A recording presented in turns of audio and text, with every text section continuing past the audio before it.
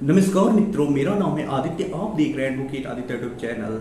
आज मैं आप लोगों के लिए भारतीय दंड संहिता की धारा 498 से संबंधित माननीय सर्वोच्च न्यायालय का एक ऐसा जजमेंट लेकर आया हूं, जिस मामले में माननीय सर्वोच्च न्यायालय ने भारतीय दंड संहिता की धारा 498 को स्पष्ट रूप से परिभाषित कर दिया है और ये स्पष्ट कर दिया है कि जो भी एफआईआर या मामले अभी तक भारतीय दंड संहिता की धारा 498 के दर्ज है और इस परिभाषा जो बताई गई है उससे संबंधित नहीं है और इस परिभाषा को आकर्षित नहीं करते हैं, तो ऐसे में ऐसे मामले को हाई कोर्ट और जिला अदालत से ही समाप्त कर देना चाहिए।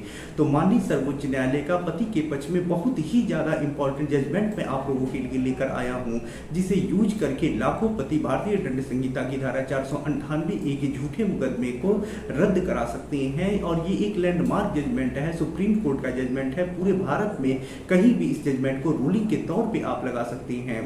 तो आइए इस जजमेंट को डिटेल में समझते हैं। वीडियो में आगे बढ़ने से पहले मैं आपसे कुछ महत्वपूर्ण बिंदुओं पे चर्चा करना चाहता हूं। पहली चीज तो ये कि अगर आप हमारा ये वीडियो देख रहे हैं और अभी तक आपने हमारे चैनल को सब्सक्राइब नहीं किया है, तो ऐसे में आपसे मैं एक रिक्वेस्ट कर रहा हूं कि चैनल को सब्सक्राइब करके वीडियो को जरूर लाइक कर दे और साथ ही साथ सब्सक्राइब करने के बाद बेल आइकन को भी जरूर प्रेस कर दे, जिससे कि मेरा जो भी लेटेस्ट वीडियो आए आप तक उसका नोटिफिकेशन पहुंचे और आप मेरी वीडियो को देख के जानकारी जुटा सके, अच्छे अच्छे जजमेंट्स पढ़ सके। तो अगर आपने अभी तक चैनल को सब्सक्राइब नहीं किया है तो चैनल को सब्सक्राइब करके बेल आइकन को जरूर दबा लें, ये आप लोगों से मेरा रिक्वेस्ट है। दूसरी जो महत्वपूर्ण बात है वो ये है कि मेरा एक किताब पब्लिश हुआ है जिसका नाम है legal guide for husband in matrimonial cases. जैसा इस किताब का नाम ही है legal guide for husband in matrimonial cases, ऐसा ही इस किताब का उद्देश्य भी है। इस किताब में आपको मैट्रिमोनियल केसेस से संबंधित काफी अच्छी जानकारी मिल जाएगी कि जैसे 498 A, section 9 divorce case, 125 CrPC, DV act, इन सब मुकदमों की कैसे प्रक्रिया चलती है, कैसे अपना पक्ष मजबूत करना है, कैसे पत्नी को सबक सिखाना है, कैसे पत्नी का केस कमजोर करना है, कैसे केस जीतना है, कैसे बरी होना है, कैसे मेंटेनेंस देने से बचना है, कैसे आपत्ति लगाना है, कैसे जवाबदेही लगाना है। तो ये सारी चीजें आपको समझने को मिल जाएगी। तो कोई आपको गाइड करने वाला नहीं है, चीजों को सही से समझाने वाला नहीं है, तो हमारी इस किताब का अध्ययन करके आप जानकारी जुटा सकते हैं। जब आपको जानकारी होगी तो कोई आपको ठग नहीं पाएगा, पैसे बचेंगे, समय बचेगा। तो इस किताब का अध्ययन करके आप जानकारी जुटा सकते हैं, जिससे आपको बहुत सारे फायदे मिलने वाले हैं। किताब को बाई करने के लिए मेरा व्हाट्सएप नंबर स्क्रीन पे दिखाई दे रहा होगा, उस पर मैसेज करिएगा। किताब का जो मूल्य है वो 600 रुपए है, जिसमें 100 रुपए कोरियर चार्ज है। तीसरी जो महत्वपूर्ण बात है वो ये है कि मेरा एक ग्रुप स्टार्ट हुआ है। इस ग्रुप में आपको हाई कोर्ट और सुप्रीम कोर्ट के जो लैंडमार्क और लेटेस्ट जजमेंट आते हैं उसकी कॉपी प्रोवाइड की जाती है, जिससे कि आप लेटेस्ट जो जजमेंट आते हैं उससे अपडेट रह सके, उन जजमेंट का यूज करके अपने केस में फायदे ले सके। जैसे हाई कोर्ट या सुप्रीम कोर्ट कोई जजमेंट दे रहा है जिसमें कोई केस क्वैश हुआ है, पति डिस्चार्ज हुआ है, 125 सीआरपीसी खारिज हुआ है, पति मेंटेनेंस देने से बचा है, पति को डाइवोर्स मिला है या फिर पति के पक्ष में कुछ फायदे मिले हैं, तो ऐसे में वो जजमेंट रूलिंग जजमेंट होता है। आप उस जजमेंट का यूज करके अपने भी केस में फायदे ले सकते हैं। तो यदि आप इस प्रकार के लेटेस्ट और लैंडमार्क जजमेंट पढ़ना चाहते हैं, अपने केस में यूज करके फायदा लेना चाहते हैं, तो मेरा जो ये ग्रुप है उससे जरूर जुड़ जाइएगा। वहां पे आपको लैंडमार्क जजमेंट की कॉपी मिल जाएगी। जैसे आज मैं जिस जजमेंट के बारे में आपको बताऊंगा, वो जजमेंट अगर आप डाउनलोड करना चाहते हैं, पढ़ना चाहते हैं, तो मेरे ग्रुप में आपको वो जजमेंट मिलेगा। तो ग्रुप से जुड़ने का जो चार्ज है वो 500 रुपए है, जिसे आपको वन टाइम पे करना है, दोबारा कभी कोई चार्ज पे नहीं करना है। तो ग्रुप से जरूर जुड़ जाइएगा, आप लोग अच्छी जानकारी मिलेगी। अगली जो महत्वपूर्ण मेरी बात है वो ये है, और ये मैं लास्ट बात बता रहा हूं, कि जैसे यदि आप कोई मुकदमा लड़ रहे हैं, आपके मुकदमे का कोई ड्राफ्टिंग करने वाला नहीं है, सही से आपका जो पक्ष है वो कोई नहीं रख पा रहा है, क्योंकि मुकदमे में जो सबसे महत्वपूर्ण चीज होती है वो प्रार्थना पत्र या ड्राफ्टिंग होता है।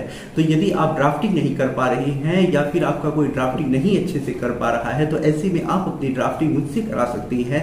मैं बेस्ट से बेस्ट चीजों को आपके ड्राफ्टिंग में सम्मिलित करूंगा। जैसे 340 सीआरपीसी आपको बनवाना है, डिस्चार्ज एप्लीकेशन बनवाना है, या फिर कोई जवाबदेही बनवानी है, आपत्ति बनवाना है, 125 सीआरपीसी का रिप्लाई बनवाना है, सेक्शन 9 का केस का ड्राफ्टिंग करना है, डाइवोर्स केस ड्राफ्ट करना है, तो किसी भी प्रकार का कोई ड्राफ्टिंग आप मुझसे करा सकते हैं।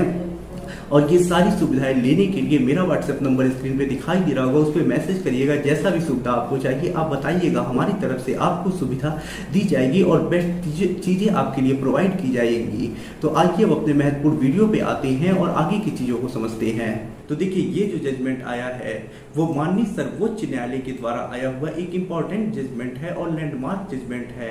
ये जजमेंट सेक्शन वैलीथर वर्सेस स्टेट ऑफ केरला के केस में आया है और ये जो जजमेंट है वो भारतीय दंड संहिता की धारा 498A के झूठे मामले को रद्द करने से संबंधित है। अब देखिए, इस मामले में होता कुछ ऐसा है कि इस मामले की जो पत्नी है, जब उसकी शादी हो जाती है, शादी के बाद 2 बच्चे होते हैं और उसके बाद उसके पति की डेथ हो जाती है, मृत्यु हो जाती है। मृत्यु के पश्चात एक पति का भाई होता है जो विदेश रह रहा होता है, वो इंडिया आता है और उस महिला की अब पति के भाई से विवाह हो जाता है। विवाह जब हो जाता है उसके 4 महीने के बाद वो फिर वापस विदेश अपने काम पर लौट जाता है।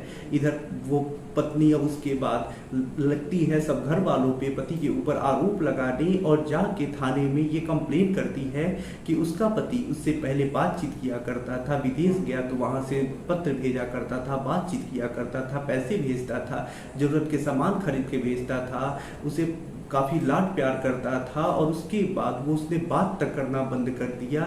एक बार वो आया भी विदेश से तो अपने भाई के घर रहा, वो पत्नी के घर नहीं आया। जब पत्नी उसके घर गई तो उसने उसे वहां से भगा दिया और साथ रखने से मना कर दिया। इसके बाद जो पत्नी है इन सब आरोपों के आधार पे मामला दर्ज कराती है और यहाँ पे भारतीय दंड संहिता की धारा 498A और अन्य धाराओं में FIR दर्ज हो जाता है। पुलिस इन्वेस्टिगेशन करती है और कोर्ट में सिर्फ पति के विरुद्ध ही चार्जशीट लगाती है। जब चार्जशीट लग जाता है तो जो इस मामले का पति है वो मामले को रद्द कराने के लिए हाई कोर्ट जाता है, लेकिन 482 CRPC का जो एप्लीकेशन पति की तरफ से हाई कोर्ट में लगाया जाता है, हाई कोर्ट उसे रिजेक्ट कर देता है, केरला हाई कोर्ट उसे डिसमिस कर देता है। अब इसी का अपील पति के द्वारा माननीय सर्वोच्च न्यायालय में किया जाता है, जिसमें पति की तरफ से ये तर्क रखा जाता है कि पत्नी ने जो भी आरोप लगाए हैं सामान्य किस्म के आरोप लगाए हैं। कहीं भी उसने ऐसा नहीं कहा है कि उसके साथ मार पिटाई की गई, उससे दहेज मांगा गया। सिर्फ उसने इतनी ही बात कही है कि शादी में 5 लाख रुपए दिए गए। इसके अलावा उसने कहीं कोई ऐसा आरोप नहीं लगाया है कि शादी में दहेज मांगने के बाद या देने के बाद कभी भी दहेज की मांग की गई। तो यहाँ पे ये स्पष्ट कहा जाता है कि शादी के बाद कभी भी दहेज की मांग की गई, इस प्रकार का कोई आरोप नहीं लगाया है। पत्नी ने जो भी आरोप लगाए हैं सामान्य आरोप लगाए हैं, बेतुके आरोप लगाए हैं, कहीं मारपीट का कोई जिक्र नहीं है, कहीं कोई प्रताड़ना का जिक्र नहीं है। जो भी आरोप हैं बेबुनियाद, बेतुके और बिना सबूत के आरोप लगाए गए हैं, सिर्फ फंसाया गया है। जब कोर्ट भी इस पूरे मामले को देखता है तो कोर्ट यही पाता है कि पत्नी ने जो भी आरोप लगाए हैं सामान्य आरोप लगाए हैं। साथ ही साथ पत्नी ने कहीं ये नहीं कहा है कि उससे दहेज के लिए प्रताड़ित किया गया, परेशान किया गया, मारा पीटा गया या फिर उसको कहीं भी किसी प्रकार की कोई शारीरिक यातना दी गई, मानसिक यातना। सिर्फ यही कहा है कि उसका पति उसे रख नहीं रहा था, इसकी वजह से उसे शारीरिक और मानसिक रूप से प्रताड़ना हुई। तो इतनी जो यातना है वो भारतीय दंड संहिता की धारा 498A को आकर्षित नहीं करता है और मामले में सर्वोच्च न्यायालय ये स्पष्ट कर देता है कि भारतीय दंड संहिता की धारा 498A के लिए आवश्यक है कि जो मामला दर्ज कराया जा रहा है उसमें जो महिला है उसके साथ इतनी प्रताड़ना हुई हो कि वो आत्महत्या करने की सोचने लगे और उससे प्रताड़ित किया गया हो, दहेज मांगा गया हो, मारपीट किया गया हो, इस प्रकार के आरोप लगे हैं। इस प्रकार की यदि बेतुके और सामान्य आरोप लगते हैं जिनका कोई मतलब ही नहीं है, वैवाहिक संबंधी, घरेलू संबंधी आरोप हैं, तो इनके आधार पे मामला नहीं चलाया जा सकता है। तो यहाँ पे इस मामले को हाई कोर्ट जो रिजेक्ट किया होता है, सुप्रीम कोर्ट उसे निरस्त कर देता है उस आदेश को और मामले को भी निरस्त कर देता है। तो यहाँ पे ये बहुत इंपॉर्टेंट जजमेंट आया है। इस जजमेंट को आप पढ़िएगा तब आपको और भी काफ़ी चीज़ें समझ में आएंगी। जजमेंट को यदि डाउनलोड करना चाहते हैं तो जो मैंने ग्रुप बताया उससे आप जुड़ जाइएगा। तो इस मामले का यूज करके आप काफ़ी फायदे ले सकते हैं, क्योंकि इस मामले में कोर्ट ने स्पष्ट कर दिया है कि सामान्य और बेतुके आरोप जहाँ लगे हैं, सिर्फ छोटे छोटे आरोप लगे हैं, उस मामले को कोर्ट में चलाने की आवश्यकता नहीं है, उसे स्पष्ट रूप से खत्म कर देना चाहिए। और सर्वोच्च न्यायालय हाई कोर्ट और लोअर कोर्ट के लिए ये गाइडलाइन भी देता है कि इस प्रकार के बेतुके जो मामले आ रहे हैं जिसमें पति को बेवजह फंसाया जा रहा है, घसीटा जा रहा है, परेशान किया जा रहा है, इसको डिसमिस किया जाना चाहिए, क्वैश किया जाना चाहिए। तो आशा कर रहा हूँ ये जानकारी आपको काफ़ी ज़्यादा पसंद आई होगी। यदि आप किसी कानूनी समस्या से परेशान हैं और ऐसे में आप मुझसे फ़ोन पे बात करके अपनी कानूनी समस्या का समाधान प्राप्त करना चाहते हैं तो मेरा व्हाट्सएप नंबर स्क्रीन पे दिखाई दे रहा होगा। मैसेज करके अपॉइंटमेंट बुक करा के आप मुझसे कॉल पे बात कर सकते हैं। वीडियो पसंद आया हो तो वीडियो को लाइक करें, अपने दोस्तों के साथ शेयर करें और यदि आप चैनल पे नए हैं तो चैनल को सब्सक्राइब करके बेल आइकन को दबाएं। मिलते हैं नए वीडियो के साथ अगले दिन, तब तक के लिए जय हिंद, जय भारत।